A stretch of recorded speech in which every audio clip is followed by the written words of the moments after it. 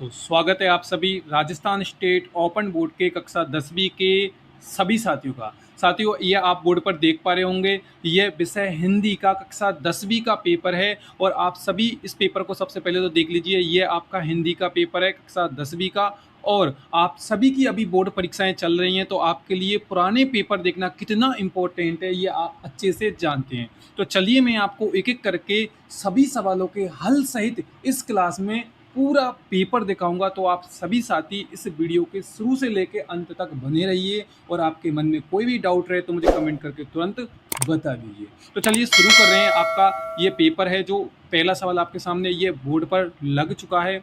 देखिए पहला सवाल क्या कहता है भाई, निम्नलिखित प्रश्नों के उत्तर हमें देने हैं, यानी कुछ सवाल आपके ऑप्शनल एबीसीडी वाले हैं। तो देखिए, बहादुर था, तो भाई बताइए आप बहादुर कैसा था। इसका सही जवाब है हसमुख, बिल्कुल सही रहेगा। दूसरा आप देख पा रहे होंगे, करत करत अभ्यास जड़मति होत सुजान।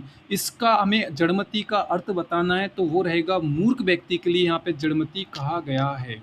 अगला आप देखेंगे, पीछे पड़े तुम देव के सिर दोष अंतना मर रहे। और इसका हमें क्या बताना है, इस पंक्ति का हमें देव के सिर कौन दोष मरता है, इसको हमें बताना है। तो इस सवाल में जो कर्महीन व्यक्ति होता है वो अपने भाग्य को या अपने देवताओं के लिए गलत बोलता है। तो इस सवाल का सही जवाब बी ऑप्शन आपको लगा देना है। चौथा देखेंगे आप, तुम्हारा देश महान है जो युद्ध के देवता। अब इस सवाल में हमें बताना है जो युद्ध के देवता है किसे कहा गया है। तो युद्ध के देवता इस सवाल में जो कहा गया है वो है नेपोलियन बोनापार्ट को। ए ऑप्शन आपका बिल्कुल सही रहेगा। और पांचवा सवाल आपके सामने स्क्रीन पर है, वह कौन सी फसल है जिसे बोने वाला ही काटता है, यानी दर्जी के अनुसार सही है। तो आपको यहाँ पे इसमें सही जवाब देना है आज़ादी। ये आपका सी ऑप्शन यहाँ पे सही हो जाएगा। चलिए हम देखेंगे दूसरे सवाल को, या दूसरा सवाल आपके सामने स्क्रीन पर आ चुका है। तो आप सभी साथी वीडियो को अपने साथियों तक शेयर जरूर कीजिए, क्योंकि मैं आपके लिए बहुत मेहनत के साथ ये सवाल लेकर आया हूँ, उत्तर सहित पेपर उपलब्ध करवा रहा हूँ। तो समझिएगा कि मैं आपके लिए कितना मेहनत कर रहा हूँ। चलिए देखते हैं, हम दूसरा सवाल आपके सामने है और हमें क्या करना है, इतने सवालों का जवाब देना है 15 से 20 शब्दों में। तो देखिए पहला सवाल आपका क्या कह रहा है भाई, गुरु कुमार शिष्य कुंभ है गड़ी गड़ी कोटे खोट। तो यानी हमें इस पंक्ति के बारे में पूरी जानकारी देनी, यानी अनुवाद करके बताना है। तो देखिए क्या कह रहा है। देखिए आप देख पा रहे होंगे यहाँ पे भाई कि गुरु और शिष्य के बारे में क्या समानता बताई गई है कि गुरु को कुम्हार और शिष्य को मिट्टी के घड़े के रूप में बताया गया है। और जिस तरह से गुरु अपने शिष्य में से कमियां निकालता है, इसी तरह कुम्हार भी घड़े में से कमियां निकाल रहा है। तो ये आपका शॉर्ट एक सिंपल सा उत्तर है, और आप चाहें उस तरीके से बड़ा चढ़ाकर और लिख सकते हैं ताकि आपको बहुत अच्छे नंबर मिले। चलिए देखते हैं दूसरा सवाल। देखिए अगला सवाल क्या है भाई, सुख शांति की प्राप्ति किस प्रकार हो सकती है, इसका उत्तर। और फाग गाता मास फागुन आ गया, इसमें हमें अलंकार बताना है। चलिए दोनों को हम एक साथ देख लेते हैं क्या उत्तर है। देखिए उत्तर आपके सामने आप देख रहे होंगे, सुख शांति की प्राप्ति के लिए किस प्रकार हो सकती है। तो उत्तर में क्या है भाई, संतोष परोपकार और मन की शांति से सुख शांति प्राप्त हो सकती है। और भाग गाता जो इसमें हमें अलंकार बताना है, तो अनुप्रास अलंकार आप यहाँ देख पा रहे होंगे, आपका ये सही उत्तर हो जाता है, ये आपको लगा देना है। चलिए अगला देखते हैं। आप यहाँ पे देख पा रहे होंगे भाई, नदी तालाब घाट मवेशी धोने कपड़े धोने कौन गलत बताया गया है, सोया हुआ आदमी किसे कहा गया है, और किसी भूखे प्यासे व्यक्ति के लिए आज़ादी का क्या अर्थ है। इन चलिए तीनों सवालों का जवाब देखते हैं हम। देखिए आप जवाब देख पा रहे होंगे, नदी घाट मवेशी के लिए देखिए उत्तर, क्योंकि इसमें जल प्रदूषित होता है और पानी पीने योग्य नहीं रहता। और सोया व्यक्ति के बारे में क्या कहा गया है भाई, यहाँ पे आप उत्तर देख पा रहे होंगे, जो व्यक्ति अपनी जिम्मेदारियों के प्रति सचेत नहीं होता है वही यहाँ पे सोया व्यक्ति बताया गया है। और भूखे प्यासे व्यक्ति का आज़ादी का अर्थ क्या है भाई, एक भूखे व्यक्ति के लिए आज़ादी का अर्थ है भरपेट भोजन मिलना और उसकी ज़रूरतों के अनुसार उसको अपने कपड़े हैं अपना घर मिलना ही उसकी पूर्ण रूप से आज़ादी होती है। तो ये आपके सवाल थे जिनका मैंने उत्तर बता दिया है। आप सभी साथी चैनल को सब्सक्राइब जरूर कीजिएगा। चलिए हम देखेंगे तीसरे सवाल को। अगर आपको और कोई सा पेपर चाहिए तो कमेंट कीजिए। देखिए तीसरा सवाल आपके सामने ये रहा, हम आप यहाँ देख लीजिए। सबसे पहले तो आपको क्या करना है, इसका भाव सौंदर्य और काव्य सौंदर्य स्पष्ट कर देना है। तो चौथा सवाल आप देख पा रहे होंगे, मैं चौथे सवाल का आपको जवाब बताऊंगा। हमें पहले आप एक काव्यांश देख लीजिए और इस काव्यांश में से हमें उत्तर देने हैं। तो देखिए मैं ऊपर ऊपर वाला आपको बताऊंगा, आप ध्यान से देखिएगा। इन लाइनों में से हमें उपरोक्त में से हमें छोटी छोटी नैया और उधरी पार शब्दों का प्रयोग करके भाव को स्पष्ट करना है। तो चलिए इसका उत्तर क्या रहेगा मैं आपको बता देता हूँ। देखिए, आप देख पा रहे होंगे, यह है पहली कविता का भाव क्या है, ये पूरा आप पढ़ लीजिए, यही आपका उत्तर है, इसको आप रट लीजिए अच्छे से। चलिए देखते हैं 5वें सवाल को। 5वां सवाल आपके सामने स्क्रीन पर है। इन 4 सवाल में से हमें किन्हीं 3 सवाल का उत्तर देना है, तो आप इसका स्क्रीनशॉट ले लीजिए। मैं 3 सवाल का आपको उत्तर बता देता हूँ।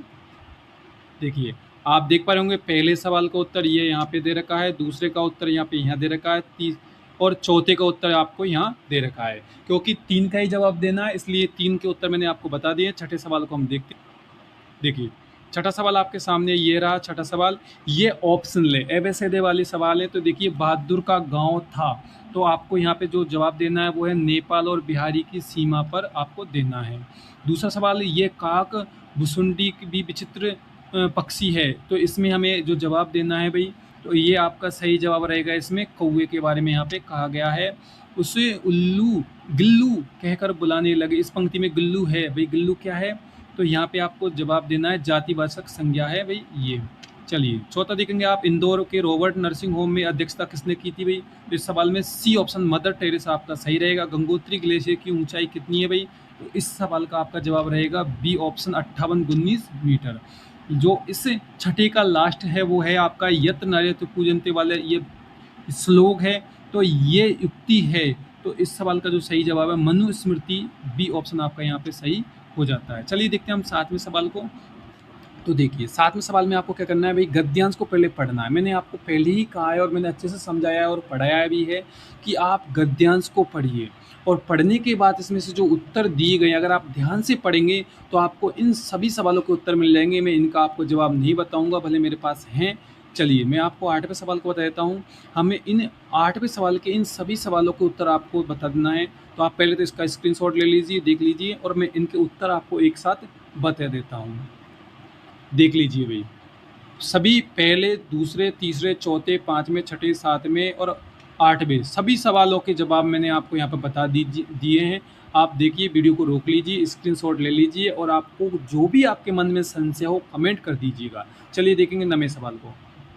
नमा सवाल पढ़िए ध्यान से, क्या कह रहा है भाई ये नमा सवाल। हमें उत्तर देना है इन सवालों के, और वो भी 20 यानी 2 से 3 लाइनों में आपको जवाब दे देना है। तो आप ध्यान से पढ़ लीजिए। इसका उत्तर भी मैं आपको इसी प्रकार डायरेक्ट बता देता हूँ ताकि आपका समय खराब नहीं हो। लो जी, ये चारों आपके उत्तर रहे 9वें सवाल के। आप इनका स्क्रीनशॉट ले लीजिए। अगर आपको डाउट लगे तो मुझे कमेंट कर देना। चलिए देखते हैं 10वें सवाल को। देखिए 10वां सवाल आप वापस से आ गया है, तो आप इनको पढ़िए। आपको 3 सवालों के जवाब देने हैं। 11वां सवाल आप यहाँ पे देख पा रहे होंगे, ये गद्यांश है। तो इसके भी मैं आपको उत्तर नहीं बताऊंगा, क्योंकि मैंने आपको बताया कि आप पढ़ेंगे तो आपको उत्तर आ जाएंगे। कोशिश कीजिए, क्योंकि उत्तर तो मैं आपको डायरेक्ट बता दूंगा अगर आप कमेंट करेंगे तो, पर मैं कहूँगा कि आप पढ़िए, क्योंकि ये 8 के 8 5 देखिए 5 नंबर का है और ऊपर भी था, तो बहुत आपको पास करने लायक मिल जाता है। 12वां सवाल भी सेम इसी प्रकार है, आप इनको पढ़िएगा, इसमें दिए गए उत्तरों का जवाब दीजिएगा। और देखिए 13वां सवाल क्या कह रहा है, मैं थोड़ा सा आपको समझा दूं। एक क्या ही शब्दों में बताना है, कुछ नहीं करना, इसको आप पढ़िए और इसको शॉर्ट कर दीजिए। यानी अगर ये 7-8 लाइनों का है तो इसे आप 3 से 4 लाइन में लिख दीजिए, आपको पूरे 5 के 5 नंबर ये मिल जाएंगे। बस पढ़िए और अपनी जितना पढ़ने के बाद आपको जितना याद रह जाए उतना लिख दीजिए, आपको पूरे नंबर गारंटी से मिलेंगे। चलिए देखते हैं आपने 14वें सवाल को। 14वें सवाल में आपको भाई क्या लिखना है, एक पत्र लिखना है। तो आपको मैंने ये सिखाया है पहले से ही, आपने अगर क्लास पढ़ी होगी तो। और 15वें सवाल को आप देख लीजिए। 15वें सवाल का आपको मैं उत्तर बता दूंगा। देखिए 15वें सवाल का उत्तर आपको मैं बताता हूँ। चलिए देखिए, स्क्रीनशॉट ले लीजिए इसका। देखिए ये यहाँ से दिए गए हैं, ये आपके यहाँ से उत्तर शुरू हो गए हैं 15वें सवाल के। आपने अगर देखिए समास, उपसर्ग, प्रत्यय, विलोम शब्द, स्क्रीनशॉट ले लीजिए वीडियो को रोक करके। सूर्य के 2 पर्यायवाची, रवि, दिनकर, वाक्यांश का 1 शब्द, वर्तनी, शुद्ध, विराम चिन्ह, ये आपके थे पूरे 15वें सवाल के जवाब। चलिए 16वां सवाल देखते हैं। देखिए आज के पेपर का 16वां अंतिम सवाल है भाई निबंध के बारे में।